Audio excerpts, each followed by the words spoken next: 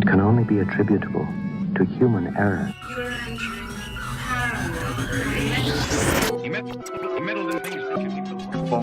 paranormal. Where will we go next? This phantom from another time. No one, Mr. Muller. That's it, man. Game over, man. Game over. That is one big pile of shit. Hi everyone, I'm Alex Daikaiju. To my left, Jasmine with. and across, Eli Watson. and off to the side, Stephen Myers. and we are Cryptid Campfire. Hey everyone, and welcome back. We're in Tome 5 currently? We are in Tome 5. Cryptid Coliseum. Ooh, we've seen some crazy battles. Say it isn't so. And I think today we're talking about the granddaddy of weird cryptids. He's got a couple different pronunciations. One is more common than the other. Most commonly that you'll hear is Mapinguari, but I have also heard it been Mapinguari. Don't know where the R disappears. I also got Christopher Lloyd of the Amazon. Oh! What? Great Scott! Is that a joke that I Yeah. don't understand? I don't get the reference. Get I'm it? He so did sorry. Great Scott. I'm so Back to sorry. the Future. Oh. He's Doc Brown in Back to the Future. He's Professor Plum in Clue. Whoa. I'm just missing all He's of the it. That's all zombie good. grandpa. He's in, the wizard and page master. Wizard and Page, yeah. And he's also in the R.L. Stein movie. When good ghouls go bad. Yeah, he's zombie grandpa. Okay, yeah. That's So the sorry. goosebumps. Anyways, we're not here to talk about Christopher Lloyd. We Oh. wish we were, but we are not. We One wish we- last call out to Christopher Lloyd before we move on. He was in The Haunted Lighthouse in 4D, the SeaWorld attraction from 1997 to 2006. How do you know these years? I don't All right, understand Alex. What's going on? Since you're so smart, tell me all about the Mapinguari. Go. What Yeah. does the word mean? What's its name mean? Ooh, the name, it means... Put him on the spot. What Put you him on got, the spot. Papa Bear? Oh, did I Since even you're a get it? I may have gotten everything about it, but what the name means. So, All right, math whiz, name every number. Oh, you like... Oh, you're a history fan? Name every year that existed. so Mapinguari is said to translate to roaring animal or Oh, fetid beast. fetid beast. Yes. Yes. I didn't lied. write it down, but I remembered it. Now, when doing research for all of our podcast episodes, I learn more than just about the cryptids. I learn new words for my vocabulary because I have never heard the word fetid before, didn't have a clue what it meant. What does it mean? It means smelling extremely unpleasant. Oh. So that's why if So- you... Oh? It means unfetid animal? What? What is... Fetid Fetid means it smells means bad. smelling No, but extremely what does unpleasant. Mapinguari mean? It means unfetid? Fetid beast. Oh, fetid beast. I thought It's just unfetid. It- I was like, It's, so it doesn't smell No, bad? it does. It's It the does smell. unstinky beast. That's why Jasmine, if you see her, she's been saying, have a fetid day. Dropping it into casual conversation. It is supposed to smell, but we'll talk about that when we get into talking about its description. But first, we have to know where it lives. Where does it live? Me. Go, Stefan. Yes. The Amazon rainforest in South America. Whoa. Correct. A+. That's where all the packages I was come promised from. a Honda Civic. Honda Civic. So yeah, we're in the dense brush of the Amazon rainforests in South America this time, straddling the border between Brazil and Bolivia. The Mapinguari is said to have an aversion to water, which is opposite from what we talked about recently when we were talking about the bunyip that lives in Yeah. the water. The Mapinguari tend to stay in the forests where the land remains dry. That's why they're so stinky. Probably. They hate taking Take baths. a bath, Mapinguari. Get a haircut, you hippie. So, unlike the bunyip, which has like no consistent description, yes. this one is a little more consistent. It's more resembles an ape or maybe a giant sloth, over 7 feet tall, on its hind legs with matted reddish fur, and long claws with backward turned feet, said to make a bottle-shaped footprint. Did you get the mouth inside its belly? Oh yeah, I got the mouth inside its belly. It Arguably stays. the best part. Yeah. dude, you can just walk right in there, dude. Stays low to the ground, so it's usually on all fours, but Right. when it stands up, it exposes its huge gaping mouth on its stomach. Which makes me wonder, so is that a second mouth or is that its only mouth? Mm-hmm. Yeah, he got teeth down there. Do you think it has like an esophagus and stuff too, or is it just Or lead maybe. straight into like the stomach? I got a theory. Maybe Oh. it's a giant marsupial, and Oh? that's actually a pouch. Oh no! It's just got little babies in there Uh, and snacks. So it's known to tear down brush and trees and leave behind a trail of destruction as it looks for food. We mentioned that it's fetid, and so that it's smelly. Mm-hmm. And it Indeed. supposedly smells of garlic vine and fetid peccary. And peccary was another word that I had no idea what it Peccary, was. yeah. So I googled that, and it's apparently like a pig-like mammal. So it's like a boar Oh, okay, type of musky. thing. Yeah. Yeah. Oh, so we talked about. So it looks like a big monkey with claws and backwards feet. Yeah. Might have a stomach on its, or it might have a mouth on its stomach. Yeah. Okay. Did you guys know that it might only have one eyeball? Oh yeah, that's right. And it can shoot lasers out of it. Just No, kidding. that's man- false. what? Don't add to the lore.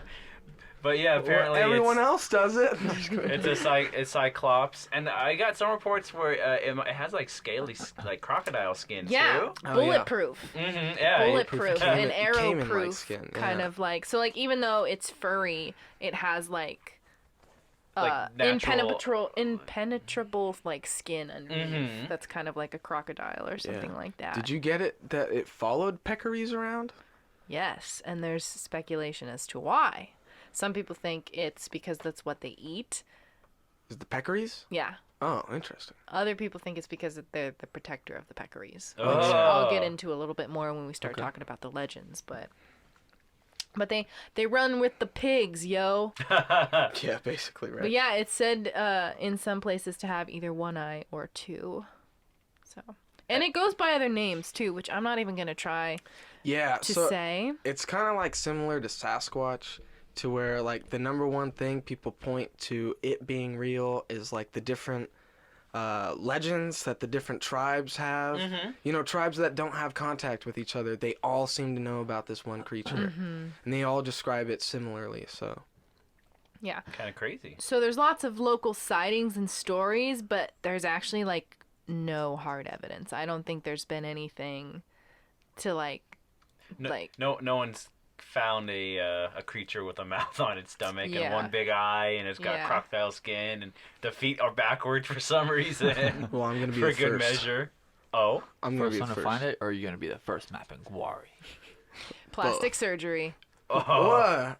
No, Yes, doctor, I'd like to get a mouth I'm gonna do what this guy on my did. stomach. oh. What are you gonna do? I'm gonna. I can't say it with a straight face. Anyways, so thousands of years ago, is this what we're talking about now? Yeah. Thousands of years ago, an Amazonian shaman discovered the secret to immortality. What is that secret? We don't know. It's still a secret. don't It know. was the Atkins diet. That's why they chase the Pickerings along so much. All bacon all the time. He's on keto. Yeah, right. So basically, he discovers it, but it angers the gods because he's now like one of them. So they punish him and transform him into the beast known as the Mapinguari.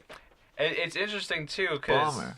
did you find anything else about that story, or just the No. shaman who found All I know is immorta- I'm gonna follow his footsteps. You're gonna Oh. go find the secret to immortality? Yeah. You're gonna And follow- you guys have to follow me. No, I So- don't want to be immortal. That is the Because- last thing I want. No, you guys don't have to do that. I'm trying to turn into a Mapinguari so then you guys can present me as evidence. Oh, They're okay. like, hey, look at this thing. And then we get rich. But also, Yeah. make sure you follow the footsteps the backwards way, because his feet are the other side. Yeah, that's right. Yeah.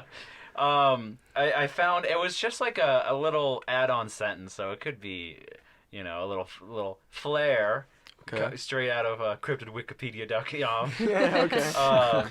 But they said that the shaman was also a werewolf-like Oh? powers, Whoa. to where he could turn into a werewolf. So maybe that's why he's kind of misshapen too, is because maybe he could have shapeshift. Yeah. And then they're like, oh, we can shapeshift you really crazy. One-eyed, one-eyed, flying purple people eater. I've got a couple other legends.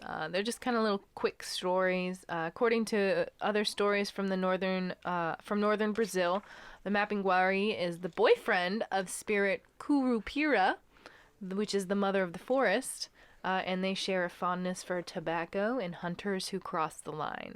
But how they go about it differs because Curupira is happy to sabotage traps and scare them away, so she's more kind of like a passive, like, I'm gonna push you out. Passive aggressive. Yeah. Meanwhile, the Mapinguari is like ready to chase them down, tear them up, and eat them, including their brains. Oh, Ooh. that kind of goes in with this, what I'm about to say then. Which is what? So, according to Marcio Sousa, the Brazilian novelist and playwright, he says that the Mapinguari gets revenge on people who transgress, who go where they shouldn't go, or harvest more animals and plants that they can consume, or are people who set cruel traps. So he will hunt you down and find you. Yeah, so kind of like a protector in a way, even Yes. though we think that he might eat the peccary, but I don't know. He's it's like a protecting protector. them. He's Yeah. protecting them in his stomach. His stomach mouth. He's digesting them to keep them safe. I mean, well, apparently he eats brains. Yeah, Yeah, that's true. yeah.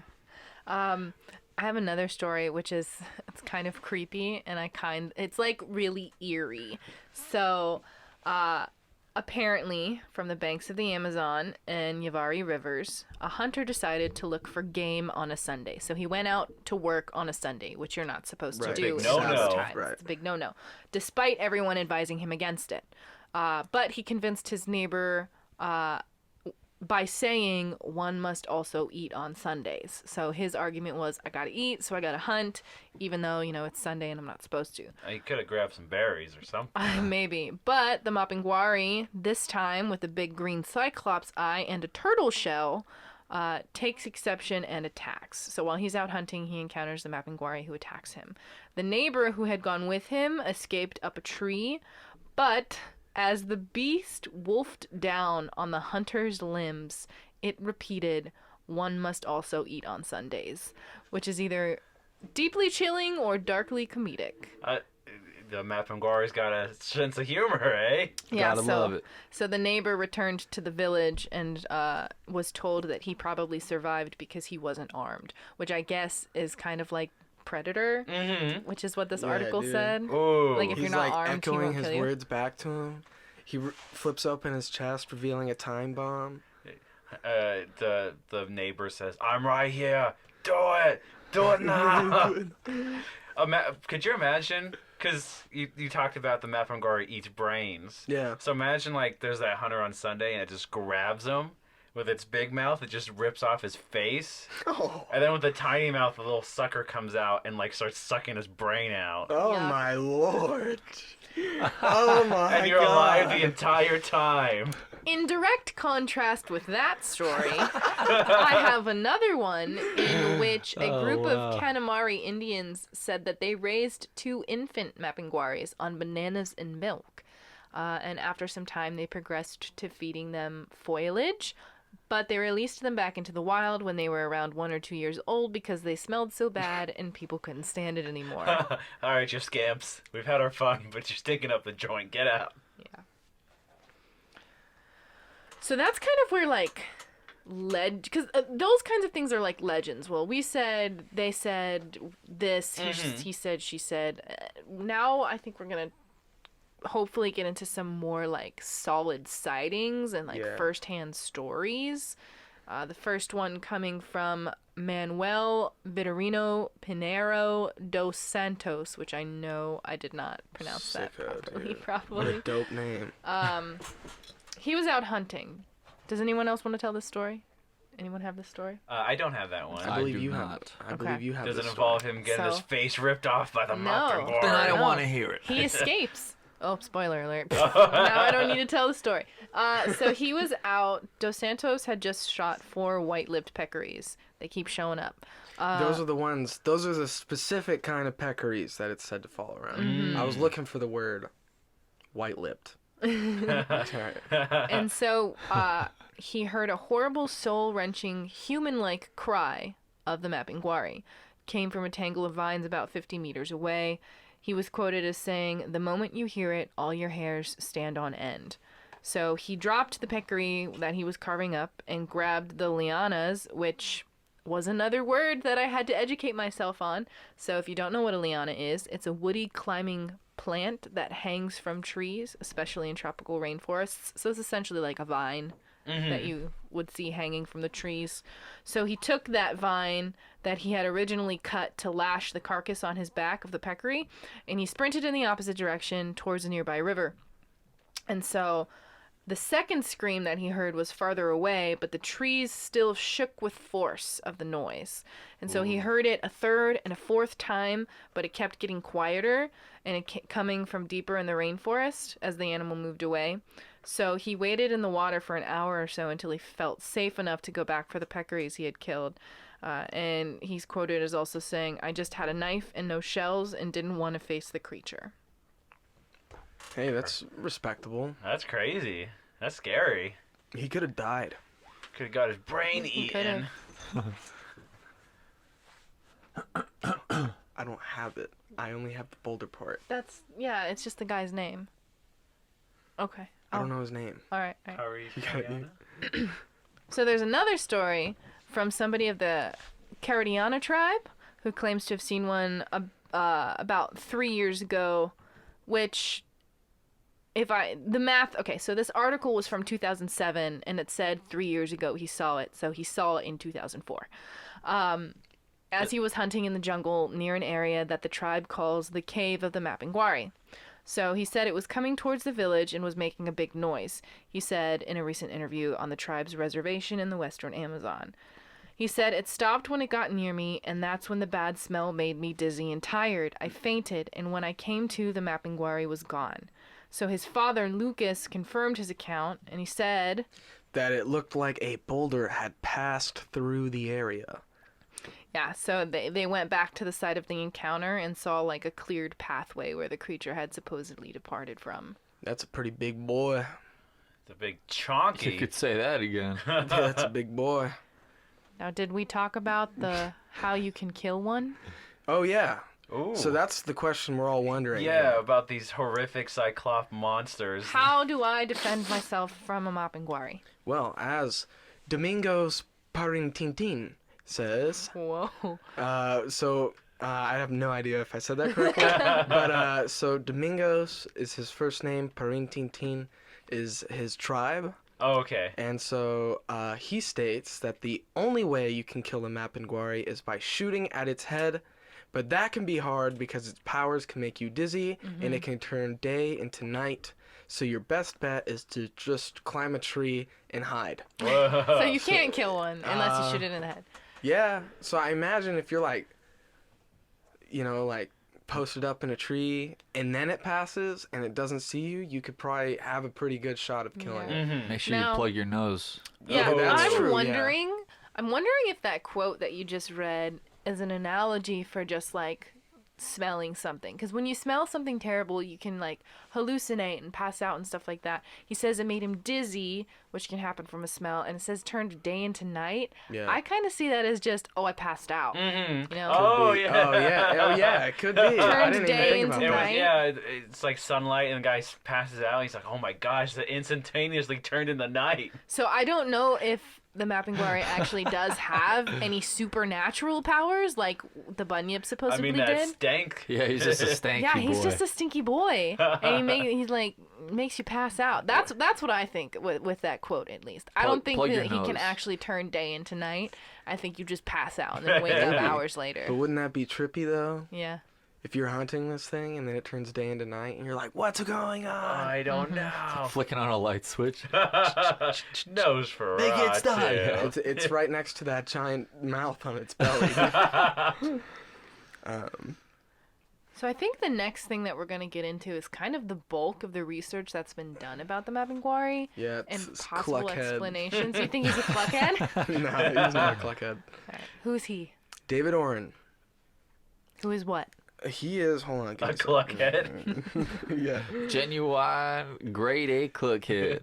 Straight from the farmlands I of didn't America. get this. He's Why an didn't I- ornithologist. Yeah, so an he's- he studies birds. He studies birds. And so his kind of theory, which I will present first, is that the Mapinguari is actually an extinct giant ground sloth that may or may not still be alive out there roaming about in South America. A prehistoric beast from a bygone era. And it's called the Megatherium. Yeah, the Megatherium, which is pretty sick. Which means giant sloth. Yeah. You got your regular little baby sloths that are cute, and you got the big giant mega ones that are prehistoric and sometimes have mouths in their stomachs that eat people's brains. So David Oren supposedly interviewed hundreds of witnesses, and he also has videos of clawed trees, recorded what he believes are the creature's 1 minute long roars, and made molds of large footprints with backwards facing claws. He even collected hair and 22 pounds of feces. Oh, gross. So 22 pounds of it.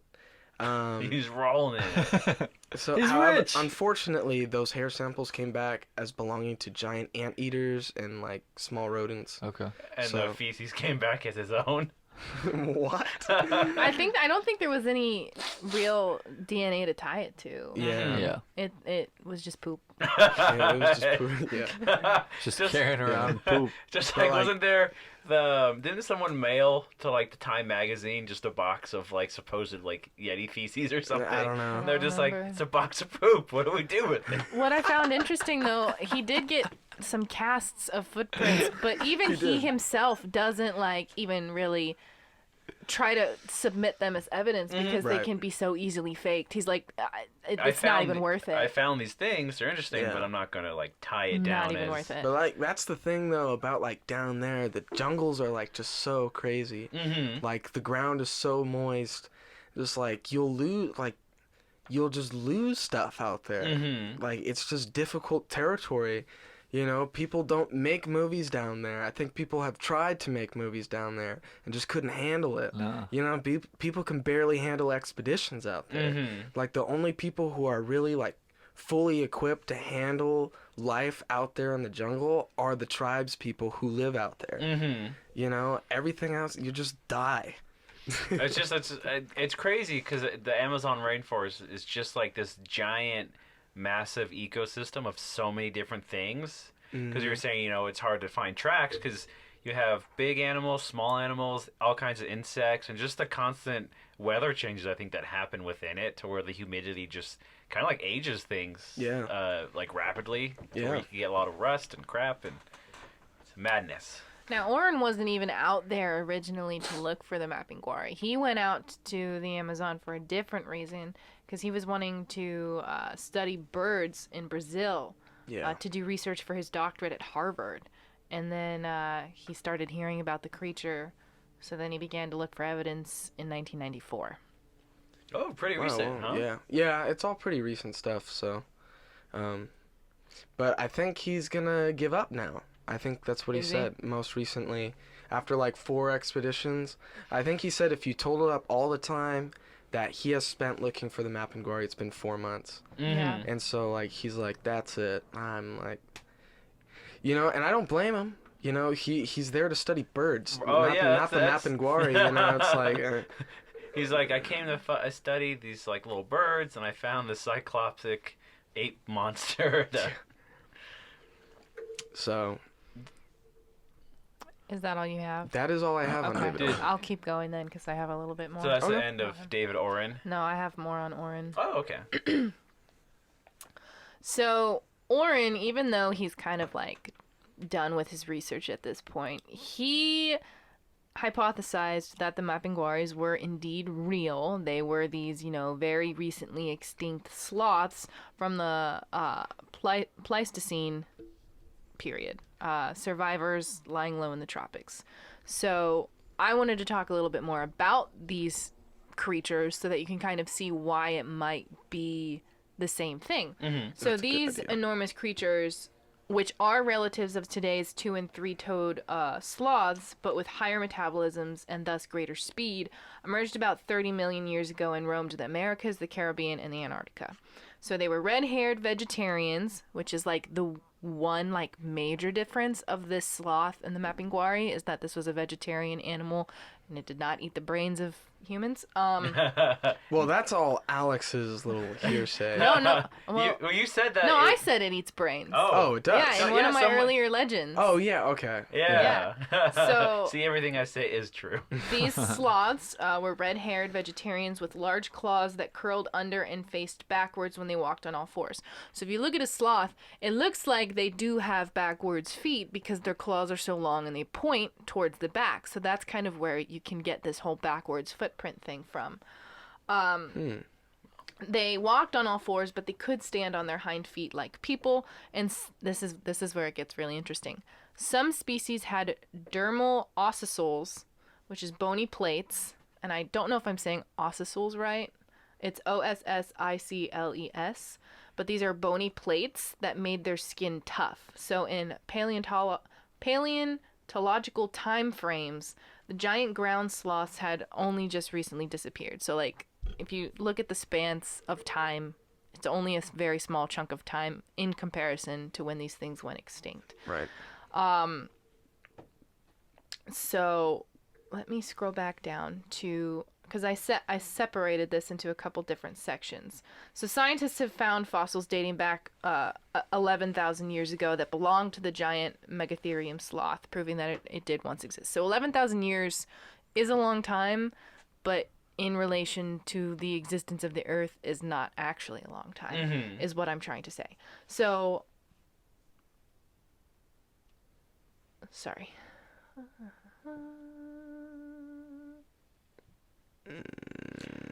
So the giant ground sloth was once one of the largest mammals to walk the earth, bigger than a modern elephant. Dang. Can you imagine Have a you sloth seen that the big? skeletons of them? No, I haven't. They're over there at La Brea Tar Pits, are they not? Yeah. Yeah. And I was looking it up because, you know, you're saying, oh, the giant sloths, the prehistoric sloths, could be the inspiration for the Mapinguari. And I looked up a photo of them, and they're like, what, 13 feet tall when they stand on their back legs? So it's just Big this boys. giant, horrific prehistoric sloth that apparently can move kind of quick, right? Fossil evidence of them is widespread, found as far as south as Chile and as far as north as Florida. But the trail stops cold thousands of years ago.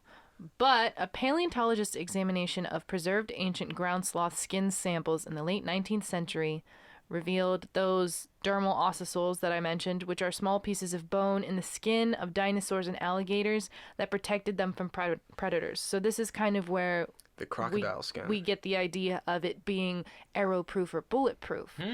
And like the Mapinguari, ground sloths were big, smelly, and ferocious. The massive animals walked on all fours, but were capable of standing on its hind legs, with its head reaching 3 meters in height. With tremendous claws. This is a little bit repetitive, but I'm trying to get to the point that says even the mouth and the stomach of the Mapinguari and the horrible stench might not be so far-fetched for this sloth, because sloths have scent glands, so this stomach may simply be exactly that. So the stomach that people are claiming to see on the Mapinguari is just like a scent gland, or like, I think we mentioned earlier talking about marsupials, like a pouch or something like It's that. a stinky pouch. Yeah. It's a stinky pouch. Oh, gross. With Cheetos. I want one. Prehistoric Cheetos. So this whole idea about, this supposedly extinct creature still existing or recently existing is something that's not new. And there's actually a term for it. There's a term for species that go extinct or disappear from the fossil record and then suddenly reappear again. It's called Lazarus taxon. And Oh, yeah. the coelacanth is the best known example of this. This is the 6-foot fish that was believed to have gone extinct some 65 million years ago, only to be rediscovered back in the 1930s. Maybe we should cover that. Can you imagine that? The coelacanth? Just like fishing and just like pulling out a 6-foot fish. You're Well, just I mean, they didn't disappear, but it was discovered that this tribe in Africa was just hunting them regularly. Like if they knew about it, Yeah. but they didn't know that it had They're keeping gone extinct. All right, keep your secrets. They said, by Jove, it's the living fossil, the coelacanth. It's magic carp, dude. But Oren was talking about this whole thing, the thing about when they're like with the peccaries, like why are they around the peccaries? So why the Mapinguari would run with smelly boars is unclear. Perhaps he says it likes to eat the same kinds of things that white-lipped peccaries do, so maybe he just travels with them because he wants to eat the same things they are, so it makes Or sense. maybe he wants to eat their brains. Or it's a horrible marsupial and eats white-lipped peccaries. So it either eats them Dude, or eats the thing marsupial. that it eats. Yeah, marsupial. Yeah, it rips their heads off, stores them in its little pouch, to keep the brains for later. But And then keeps their skulls as trophies. the person we mentioned earlier, Dos Santos, he argues that the reason for the association is quite simple. It is the protector of the peccary, which takes us back to the idea of the legend of it being the protector of the Amazon. Right. However, the idea of it being a sloth is not new. Correct. Yeah. So, late 1800s, an Argentinian paleontologist named Florentino Ameghino took an eyewitness report of what seems to resemble a giant ground sloth. That occurred in southern Patagonia. So this is a little bit farther south of what we've been discussing already. So Patagonia, I just learned recently, is the southernmost point of South America. That's the name of the backpack company, right? It is, yeah. Yeah, and they also sell sloths. So, no, I'm joking. I'm joking. And we What, brought one. sloth backpacks? Yeah, right. Imagine. And then they have the mega one called the Mapinguari. And it comes with like a one giant eyeball, and there's a hidden pouch where the mouth is on the stomach. Boom. There you go, Patagonia, if you're listening. Maybe a sponsor? No, just kidding. Yeah. So he was actually brought up in the book On the Track of Unknown Animals by Bernard Heuvelmans. So I've mentioned him before several times. Now, hopefully you guys are now familiar with his name. We're bringing the Hoovel back. But he also thought it was a Sloth? Giant ground sloth? giant ground sloth. So, which I guess brings us to Glenn Shepard? Glenn Shepard Glenn Shepard Jr. Jr. Was a shepherd. So he was an American ethnobiologist. I believe he still is an American ethnobiologist and anthropologist. And he also thought, just like a lot of people, that the Mapinguari was just a myth. That there was nothing to it. And Until he had his brain sucked out. yeah. But before that happened, he was doing research among the Machiguengue people in Peru when he was in this natural history museum observing this giant ground sloth fossil when one of them casually told him he had seen one of those alive Whoa. and called it the Mapinguari. I thought it was the reverse. I thought that they He had seen it alive? No. I thought they were out. They were not in the museum. And then someone told him that the creature they saw in the wild, they also saw at the museum. Oh, I don't know. Either way. Okay, so it says he was doing research in 1997 about the local wildlife. Okay. Tribal members all mentioned a fearsome sloth-like creature that inhabited a hilly forested area in their territory. Dr. Shepard said, "The clincher that really blew me away came when a member of the tribe remarked matter-of-factly that he had also seen a Mapinguari at the Natural History Museum in Lima. Dr. Shepard checked, and the museum has a diorama with a model of the giant prehistoric ground sloth. So he said, at the very least, what we have here is an ancient remembrance of a giant sloth like those found in Chile recently that humans have come into contact with." He said, this is a funny quote, he said, "Let me put it this way. Just because we know that mermaids and sirens are myths doesn't mean that manatees don't exist." Because remember when we did our mermaid episode, we talked about how maybe it's just misidentifications of manatees. So his whole thing here is, the Mapinguari is just a misidentification of this sloth. That Especially still exists. because, you go back and they're like, mermaids were just manatees. And you're just like, well, if you go back the time of all the pirates. They're all like looking down the ocean, and there's just a big old manatee comes up. It's got seaweed on its head, maybe like a couple starfish, and they're like, "Aye, saints preserve us. There be a maiden of the deep over there, whose glowing beauty drives me to the depths of the ocean." Just like, oh boy, those crazy pirates and their manatees. It's funny. But did you hear the one about I don't know. Amazon Bigfoot? Amazon Bigfoot, as Question mark. rainforestcruises.com says. Oh, God. Are you ready for this one, dude? I'm ready. Rainforestcruises.com says, many will be familiar of tales of the Sasquatch of North America and the Yeti of the Himalayas, but have you heard of the Bigfoot of the Amazon? And then they proceed not to name it for like 3 paragraphs. It's true. So we've spent most of this episode talking about how it resembles a sloth, but there have been times where its characteristics seem more like an ape-like creature, like a bipedal Sasquatch Bigfoot thing.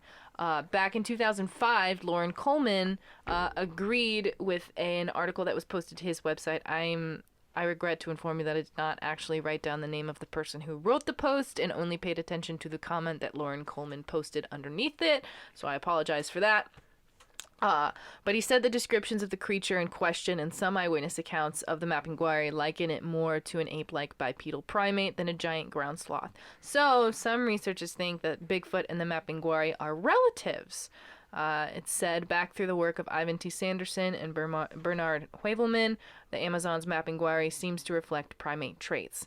However, unlike the northern hemisphere, the creature is said not to flee human contact, but to aggressively hunt down the hunter, turning the tables on those who do not respect the jungle's unwritten rules and limits. It gets revenge. It does. It eats their Suso was brains. right. So, one of the main hypotheses to explain the presence of a great ape species in North America that we talked about when we did our Bigfoot month was the Gigantopithecus theory, talking about how the large orangutan-like ape that lived in Asia millions of years ago may have evolved into what we now know as Bigfoot, crossing the Bering Land Bridge during the last ice age to inhabit North America. And so it's thought if Bigfoot migrated that far, it isn't hard to imagine it may have crossed the Isthmus of Panama to inhabit South America. So, but Bigfoot in America doesn't have a mouth on his stomach or backward facing feet. So I don't know. Some of those Native American legends are pretty wild. Right? So- I imagine Harry and the Hendersons, they're at the dinner table, and they're just like, "So, Harry, how are you?" And he just opens a big mouth in his stomach and just starts shoveling food into it. Oh, my lord. But it's also could just be like a regional thing, because George Eberhardt says that the giant sloth type of Mapinguari is most commonly reported in the western Amazon, while the hairy hominoid Bigfoot version is mostly in the eastern Amazon. It's very possible it's 2 different cryptids. Mm-hmm. You know? Because that's been talked about with the bunyip, the tottle worm, like the yeti, anything. Like, it's just grouped together. I mean, it makes sense because it could be different breeds. Just like there's dogs, there's hundreds of breeds of dogs and cats. Like, just because there's a species doesn't mean that there's only one type of that species. There's one type. Right. Like the different kinds of Bigfoot that we've talked about. Exactly. I still kind of maintain that it might be a giant sloth. Yeah. I still think there's hope for it to be out there because, as we know, there's actually extinct animals that have been discovered. We talked about the coelacanth, but there's actually one in South America. There's reports of peccaries being extremely large, and we discovered, and there was a giant peccary back in the day, thought to be extinct, but in the year 2000, we actually discovered a third living species or type of peccary. Breed. I don't know if it's a breed because it's called the giant peccary. Oh, So, and the it's like, upgrade. It's called Peckering 2.0. so like it's very possible, you know, I mean, could still be out there. It's interesting, too, because I want to say in earlier episodes we've mentioned, they say these things have red fur. Yeah. Prehistoric sloths maybe had red fur, they assume. But there's the big weird skeletons they find sometimes in South America with, like, red hair fragments. Yeah. So it's, like, oversized human skeletons, but they're kind of off. So we talked about those, yeah. So it could be, you know, maybe, a weird offshoot of humanity. The skeptics say that if something like this existed, whether it is a cryptid creature that's not natural to this world that we know of thus far, or whether it's just a giant sloth that has not gone extinct and has made a return. The argument is that there's already been so much deforestation in the Amazon. Like, why haven't we found it? And that's what Sousa says as well, that we would have had a close encounter of the third kind. I believe that's his actual quote. Yeah. And I don't know, I could see that, but in terms of deforestation, like, a lot of animals retreat inwards. Like, they keep going inwards, and there is a lot of deforestation, but, like, we also talked about Patagonia. You're gonna look at that entire mountain range and tell me that we would have ran into a giant ground sloth because we've cut down trees miles away? You're really gonna tell me that? I'm gonna tell you that right now. Yeah. I mean, like, we have done a lot of deforestation. I'm not gonna say that that isn't true, and it's kind of weird that we haven't run into it yet.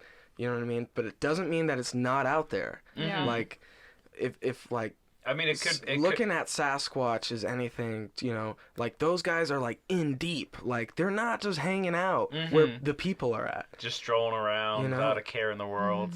And if a giant ground sloth is still out there alive, it's interacted with people enough times to realize that humans are not good for them. Yeah. So, It's true. Geographer Nigel Smith maintains that stories about the Mapinguari or other threatening creatures ensure that forest communities don't deplete resources.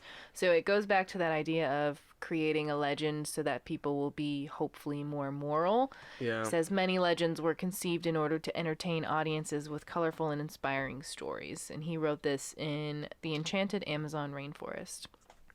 And then I found it interesting too. This is a fun idea to entertain, that the whole legend of the Mapinguari was created by rubber trappers who came back empty-handed. So if you're a rubber trapper and you're returning to camp empty-handed, you better have a pretty good explanation for your Yeah. boss. And this is a quote from the director of the government's Department of Historical and Cultural Patrimony in Acre State, where a statue of a Mapinguari has actually been erected at a public plaza. He says the Mapinguari is the best excuse you could possibly imagine. Yeah. So, and that reminds me of our whole Ghost Island thing, where, like, people set out and said yeah. that they saw islands when they Oh, didn't, yeah. just so that they could get paid. Crockerland, yeah. We that's so funny. They're like, well, we went to go get rubber and we got nothing. Well, what happened? You wouldn't believe it. There was this cyclops, Bigfoot ape monster that had a mouth in its stomach, but also had a tiny mouth too. Why did it need two mouths? Well, we couldn't get a chance to answer it because it started eating everyone's brains. Yeah. Well, that kind of brings up, and I would like to talk about this person on the show eventually, is Colonel Percy Fawcett. He was down there working for the British government, probably, most likely, like, planning, like, routes for all those rubber trees to be cut down and stuff. So, like, kind of helped out all this. But he was reporting, like, tall, hairy humanoids as well. But he called them the Amazons. So, like, there's that, but he also talked about giant spiders. He also talked about a 60-foot long snake. Oh. Speaking of, they just found a 22-foot long anaconda down there. Like, this past week. There's videos of it too. Australia needs its own tome, it sounds like. This is South America though. Oh, South America. yeah. Oh, I'm still on our last episode. Yeah, whoa. You got bunyips on the brain. Yeah. Cut that out.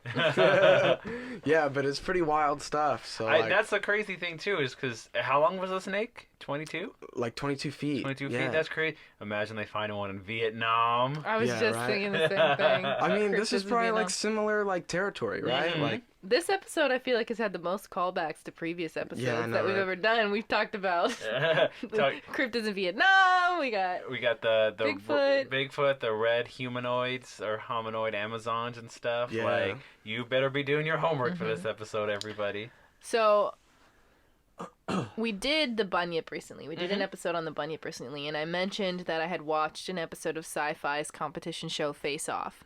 And in this same episode, season 6, Oh, episode dude. 6, they also did the Mapinguari. does it look sick? It looks so sick that it was the top look of the episode, and one of the artists who created it, because it was a paired competition, so you worked with a partner, and one of the partners would receive immunity, I think, I don't know. I don't watch the show enough to remember what the prize was. I don't think it was immunity. It was something. I don't know. He won first place. First place look.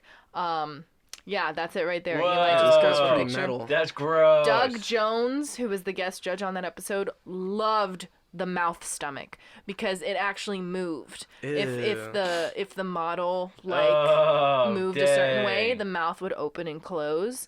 So the artists for that episode, for that makeup, were Chloe Sens and Tyler Green. They were highly praised for their ability to create the stomach mouth on their model. That design's so sick they had to call a doctor for it. Weird. They did Chupacabra and Jersey Devil, and then did like 3 pretty obscure ones. Yeah, they did, and some of them were not great. You would think they would like choose like Bigfoot and like Nessie, but I guess they needed humanoids. So, Yeah, they did. And But- I was trying to see if there was any current news. Like when I go to Google and I research the cryptids, I click the news tab to see if there's Oh, anything sick. recent. I did find one thing, but I wasn't able to read the article because National Geographic has blocked me because I've already read too many articles from them for Oh, no. free, and they want me to sign up now, Uh-oh. and I don't want to. Oh no. So I couldn't actually read the article. I could only read the headline. But apparently in 2016, a frog was named after the Mapinguari. Oh wow. But I don't know Whoa. why. It had Worry 2 for mouths. us. And I also couldn't watch the National Geographic documentary Attack of the Brazilian Mapinguari because it wasn't on Disney Plus. So there's stuff out there. I just don't have access to it. Oh yeah, that's the one. That's the British guy. He was like, oh yeah, the Mapinguari. Wait, that's that guy? I'm just kidding. Yeah. I don't know. There was like a 1.5-minute long clip that I watched. Was it a guy trying to retell the story from a girl? Mm-hmm. Yeah, And, I like, stopped watching because I don't know. he seemed... He seemed pretty full of himself, Yeah, fair. to Yeah. put it short. And the description of the video said that the girl was retelling, but I guess it makes sense if she was speaking in a different language, Yeah. that he would have to translate. I don't know. I Yeah. stopped halfway through. Didn't care. It's funny the way they edited it too, because it's like, because obviously she's speaking a different language, and I'm assuming they had a translator there, which is completely edited out. So it's her talking in her language for like maybe 2 seconds, then it's him voicing over her, and then it's him asking a question. So it's just like him talking To himself. the entire time. Nothing but quality. He's like, and then I saw it there, standing, watching me. And then How what did tall it was do? it? And it's like, wait, what? You're like this. But I guess that brings us to the Cryptid Coliseum. Oh. Put him in the battle ring. Oh, real quick. I thought before we get to that. Okay. No. Oh, Just kidding. Go okay. ahead. No, go. I figured we talk a quick little pop culture reference Okay. to the Mapinguari is also, I mentioned it in the Bunyip, King Kong. Oh. Godzilla, King of the Monsters. Another one? The Mapinguari is actually influenced one of the titans that showed up in the latest Godzilla, King of the Monsters. Oh, wild. In Godzilla King of the Monsters, there's several different titans that show up and kind of do their own thing in the movie.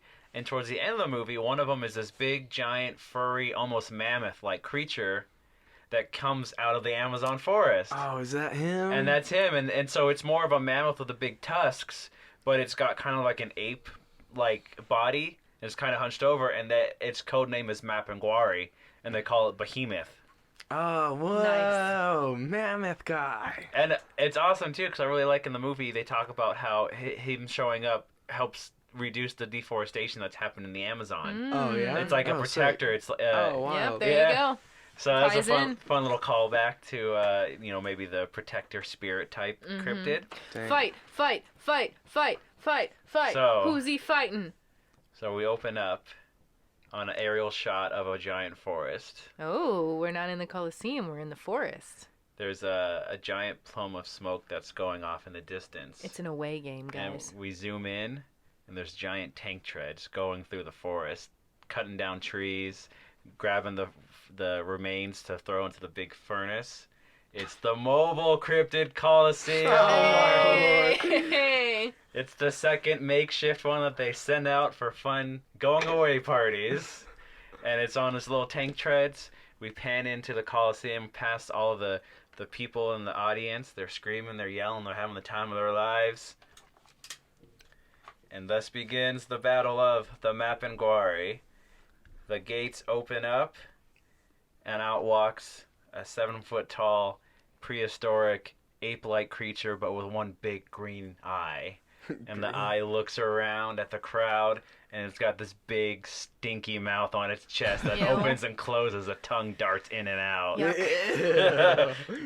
Shooting little specks of spit everywhere. And it walks out and raises its arm, and it lets out a disgusting howl as the stink raises and some of the people in the audience pass out. Oh god. Day into night. There you Or go. night into day, whichever it was. And then across, the gates open up. And there's nothing but the dark tunnel. Then you hear faint scratching sounds and banging sounds. As it gets louder and louder, the camera stays static on it, like Inglourious Bastards. When the bear Jew comes out, the pounding and the rhythmic scratching gets louder and louder, till out of the shadow comes a human foot.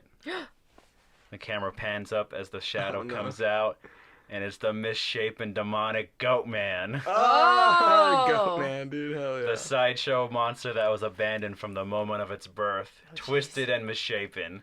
It's got rusty chains around its neck that hang down, and in its misshapen, gnarled hand, a rusty hatchet with blood all over Hell it. yeah, dude. The goat man with its disgusting yellow eyes looks at the audience and lets out a scream that sounds like a dying human child and a goat bleeding at the same Oh time. my Jeez. lord.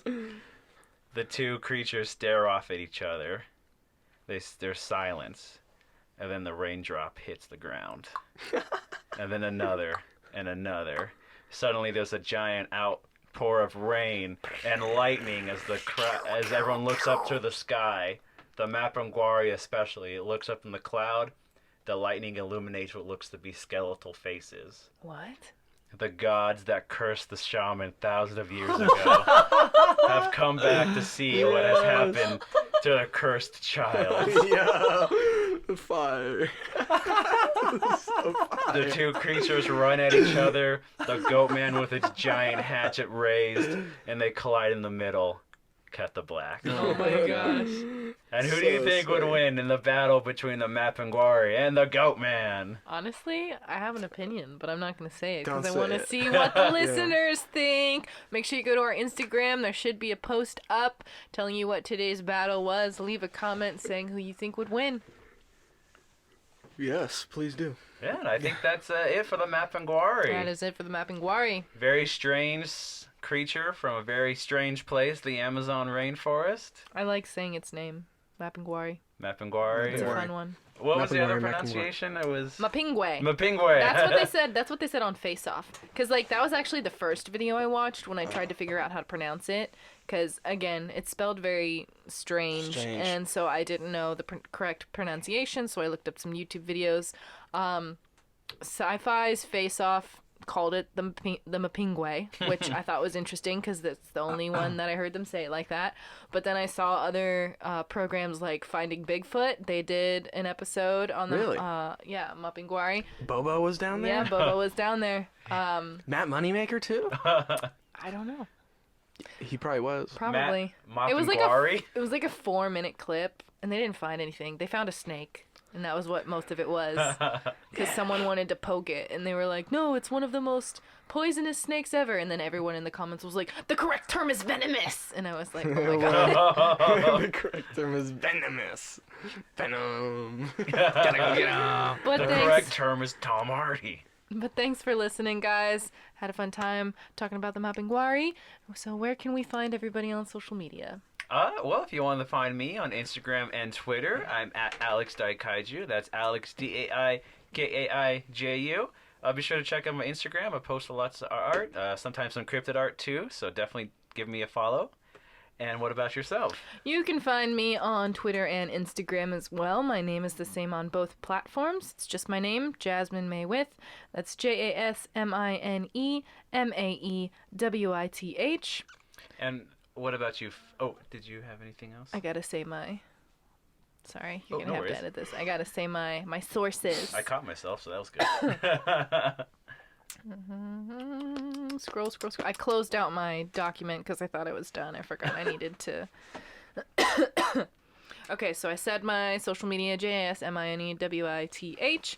My research today came from All That Is Interesting, Mental Floss, The New York Times, Discover Magazine, Paranormal Encyclopedia, Gaia, Cryptomundo, Cryptoville, Cryptid Archives, Exemplar, Coffee and Creatures, and the Sci-Fi Channel.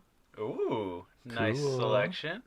What about you, fella? If I wanted to find you online. If you really needed to, I'm just kidding. Oh, I'm on Instagram at MyersStephen. That's MYERSSTEFFEN. And real quick, Eli, before we get to you, I had a quick thing.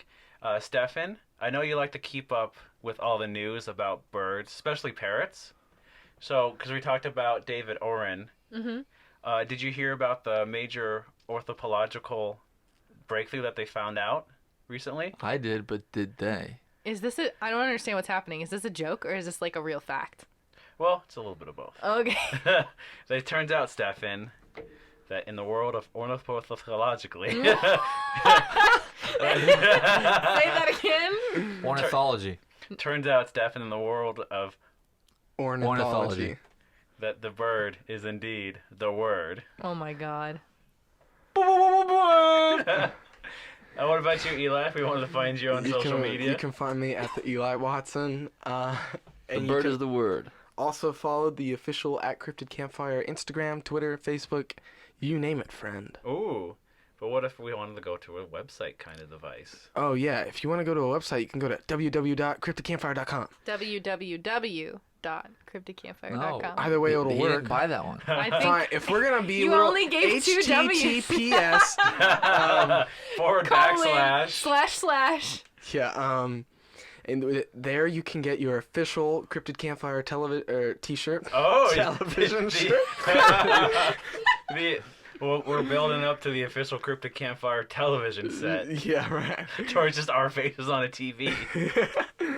And if you like our show and wish to give us monies without purchasing a shirt, you can go to our Patreon, where you can give us $5 a month, and then you could get exclusive access to episodes. To exclusive episodes, I mean early access to regular episodes. You know, Toby vlogs. I like to add pictures to the episodes on the Patreon. So those are a little fun thing I like to do. So, yeah. Yeah, we'd love to have you at the Patreon.